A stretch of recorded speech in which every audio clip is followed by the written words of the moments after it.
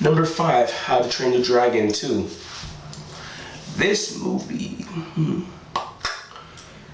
the movie was really good, and it also caught me in the feels because like the mom came back, the dad ends up dying, and I honestly didn't expect there I didn't expect there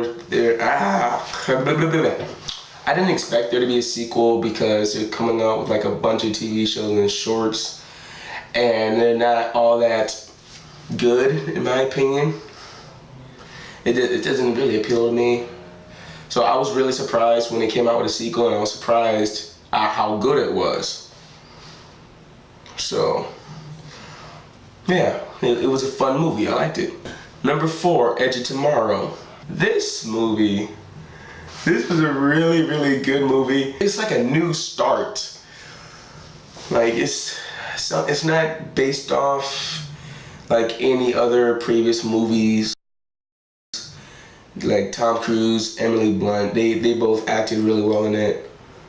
And it was a very entertaining action movie. I loved it since I saw it in theater. I couldn't make any predictions on it because this looked like your typical alien take over the world movie, and it turned out to be a lot deeper than that. And it surprised me. I like that. Now, y'all knew these movies were going to be on this list. Number 3, The Winter Soldier. They made Captain America a bad, and I mean, he's throwing people off helicarriers. It was straight up awesome. It was a well-directed movie. It was very entertaining, had a great storyline, like a bunch of Easter eggs too. And it was really good.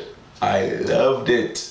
That was a really good movie, and I can't wait to see how all this ties in to Age of Ultron that comes out next year. Number 2, X-Men, Days of Future Past. Now, the only bad thing I can say about this movie is that the title was confusing. That's it. Bryan Singer, he comes back and he fixes all the mistakes by Brett Ratner. The Last Stand, don't worry about it anymore. It doesn't matter. All the people that Brett Ratner killed off, they're back. And I can't wait for X-Men Apocalypse because, of course, Bryan Singer is going to direct it. And all the X-Men movies that he's directed so far have been successful and really well directed and have plenty of action. So I'm excited. Number 1, drum roll please. Transformers: Age of Extinction.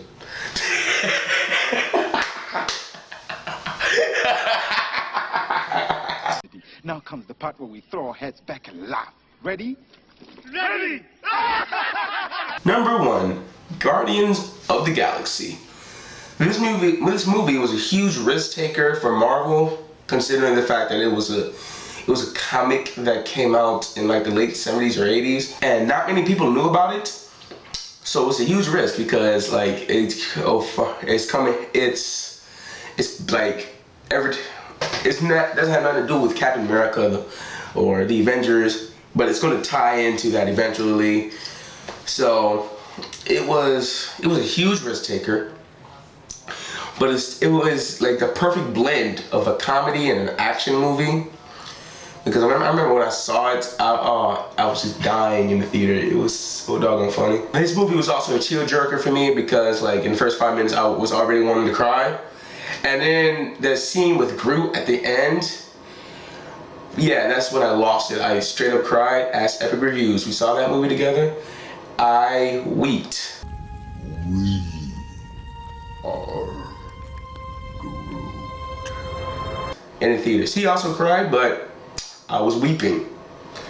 The movie was really good. It was a perfect blend, action, comedy, and it was really sad at the same time.